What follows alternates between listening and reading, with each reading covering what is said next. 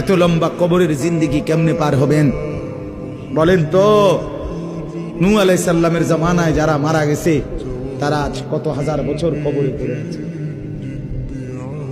ইব্রাহিম আলাইহিস সালামের জামানায় যারা মারা গেছে তারা আজকে কতদিন কবরে পড়ে আছে। হ্যাঁ, আবু জেহেল আজকে কত বছর কবরে পড়ে আছে? 1450 বছর, আরো বেশি, 1450 বছর ধরে পড়ে আছে কবরে।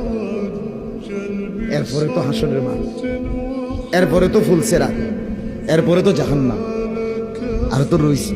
তাহলে দুনিয়ায় থাকলি কতদিন, কবরে পড়ে রইলি কতদিন? আপনি বলেন। আবু জেহেল দুনিয়াতে ছিল 800 বছর, কথা কন না? আবু লাহাব দুনিয়াতে জীবিত ছিল 900 বছর, তো কবরে আছে কত বছর? তো বাঁচছে কয় বছর? নাহলে 60 বছর, নাহলে 70 বছর, ঠিক কিনা বলেন?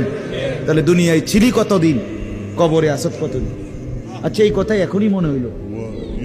হ্যাঁ, এরপরে তো সামনেরটি রয়েছেই মিয়া, এখনো তো কিয়ামত আসে নাই, এখনো তো ইসরাফিল ফু দেয় নাই।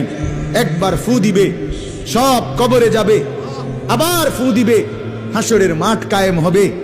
আবার হাসরের মাঠের একদিন, খোদার কসম এই কোরআনে আল্লাহ বলছে, হাসরের ময়দানের এখন একদিন, প্রতি একটা দিন কয় ঘন্টা? হাসরের একদিন আল্লাহ বলছে 50,000 বছর, 50,000 সানা।